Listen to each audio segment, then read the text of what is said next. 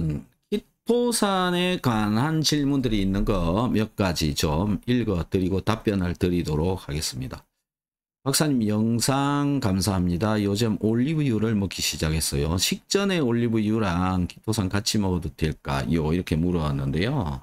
이 키토산이라고 하는 이 분자가 특징이 어떠냐면, 키토산은 이 녹아 들어가 있을 때 분자가 이런 형태의 헬릭스 구조라고 이렇게 용수철처럼 이렇게 꼬인 이런 구조로 만들어져 있는데요. 이 안쪽에 내부에는 기름과 친한 하이드록실 그룹이라고 하는 게 들어 있습니다. 수산기라고 하는 건데요. 그게 이 안에 들어 있고요. 바깥에는 물하고 친한 분자가 있습니다. 하이드록실 그룹이.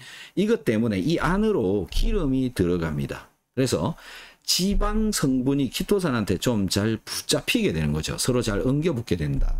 이것 때문에 올리브유는 이제 흡수를 시켜서 내 몸에 쓰려고 먹고 있는 건데, 키토산이랑 붙어버리면 키토산도 원래 자기가 하려고 했던 기능을 못하게 돼버리고요.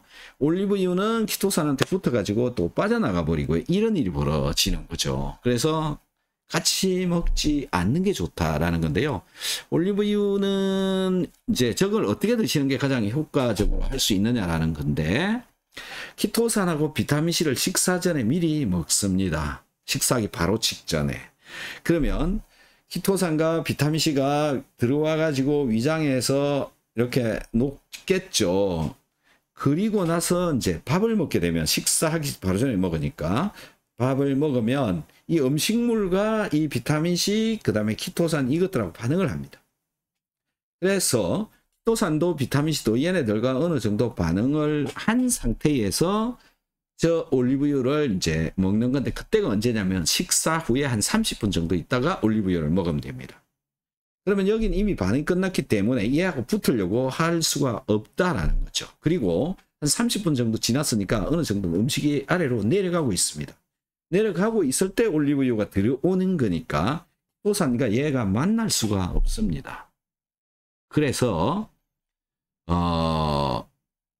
두 개를 분리해서 드시는 게 좋고, 식사하기 직전에 키토산하고 비타민C를 먹고, 그 다음에 기름기 있는 성분들은 식사 후에 한 20-30분 뒤에 드시고, 나는 20-30분 그 기다리기 너무 힘들다. 그러면 그냥 식사 후에 바로 먹어도 괜찮습니다. 예, 그것도 괜찮다.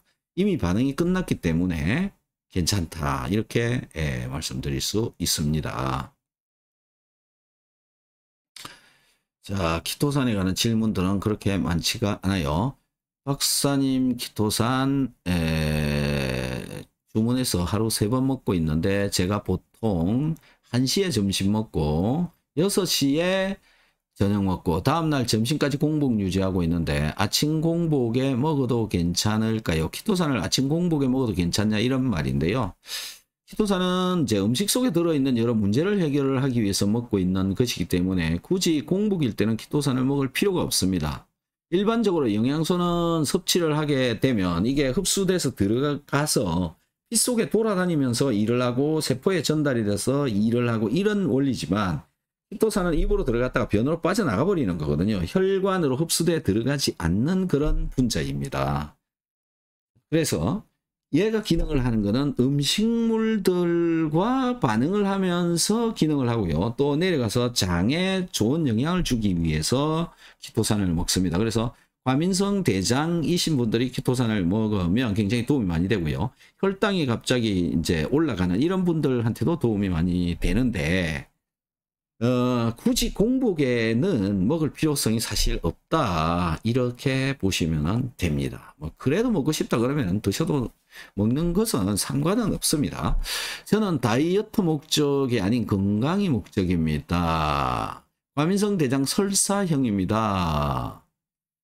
수소 호기 검사 해보면 매번 수치가 180대 나와요. 항생제도 먹어봤지만 그때뿐이고 다시 수치가 올라가네요. 자, 과민성 대장의 경우에는요, 다른 방법들을 같이 병용을 하는 게 좋죠. 제가 과민성 대장에 어떻게 접근을 하느냐, 이렇습니다. 비오유키소를 일단 드십니다. 그 다음에 오메가3 양을 늘리는 겁니다. 하루에 6000mg 정도. 아침, 점심, 저녁 이렇게 계속 꾸준히 먹으면 과민성 대장이 조금은 나아집니다. 안구 건조증 무조건 좋아집니다. 그래도 완벽하게 좋아지는 건 아닙니다. 여기에 이제 뭘 먹냐면요. 스탠다드 아미노산이라고 하는 게 있습니다. 이 속에는 글루타민이라고 하는 것과 그다음에 한 3가지 정도의 아미노산이 더 들어있는데요. 이 글루타민이 대장의 세포에 에너지를 생성하도록 해줍니다. 그러니까 대장이 힘을 많이 만들 수 있도록 해준다. 그래서 스탠다드 아미노산을 드시고요. 그 다음에 유산균도 양을 늘려서 드시면 도움이 됩니다. 수량은 제가 말씀드리지 않겠습니다. 나중에 궁금하신 분들은 전화로 상담을 하시면 됩니다. 그 다음에 여기에 비타민 B3를 같이 먹으면, 자, 비타민C 먹고 오메가3 먹고 스탠다드 아미노산 먹고 비타민 B3를 먹으면 얘네들을 먹을 때마다 몸이 변해가는 것을 체감할 수 있습니다. 그래서 꾸준히 하시면요, 분명히 좋아집니다. 한번 시도해 보시기 바랍니다. 느낌이 온다라는 거죠. 먹을 때마다. 느낄 수 있도록 해드릴 테니까요. 궁금하신 분들은 한번 전화로 한번 상담을 해 주시면 좋을 것 같습니다. 예, 또 다른 걸 한번 보겠습니다. 키토산 이야기가 질문이 굉장히 적어요, 여기는. 예, 이거는 비타민C 먹고 변비가 사라졌고 고지혈 중성 지방도 정상이 됐다. 이렇게 적어 주셨고, 예, 키토산의 질문들이 굉장히 적었어요. 박사님, 키토산이 악성 변비의 효과를 볼 수 있을까요? 예, 좀 전에 말씀드렸던 거 그대로 먹으면요, 변비, 악성 변비 대부분 해결이 되는데요. 소금물을 사용하는 방법도 또 있습니다. 그거는 뭐 상담을 통해서 알려드리도록 하겠습니다. 제 아들이 정신과 약을 복용하는데 편식도 있습니다. 키토산 복용 시 물을 많이 마셔야 되나요? 네, 많이 먹는 게 더 좋습니다. 하루 몇 알 먹으면 될까요? 변비이신 경우에는 하루 9캡슐 정도가 적당하고요. 그래도 해결이 안 되면 양을 더 늘리는 게 좋습니다. 전화로 상담해 보시면 됩니다. 부작용이나 먹으면 안 되는 사람도 있나요? 부작용은 별로 없는데 혹시 게나 새우 알레르기가 있으신 분들은 먹는 거 조심하셔야 됩니다. 그래서 조심한다는 이야기는 채소양, 뭐 캡슐 안에 들어있는 거 조금만 꺼내가지고 먹어보고 별 문제가 없으면 조금씩 늘리는 그런 방법을 택하는 것도 좋습니다.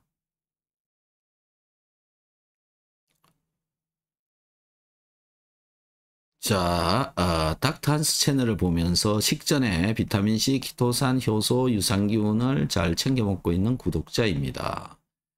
식전에 일반 베르베린을 같이 섭취해도 될까요? 식사 후에 먹는 게 더 좋죠. 직장 생활하면서 공부 중인데 식곤증 없애볼까 해서 베르베린 섭취해 보려고 합니다. 맞습니다.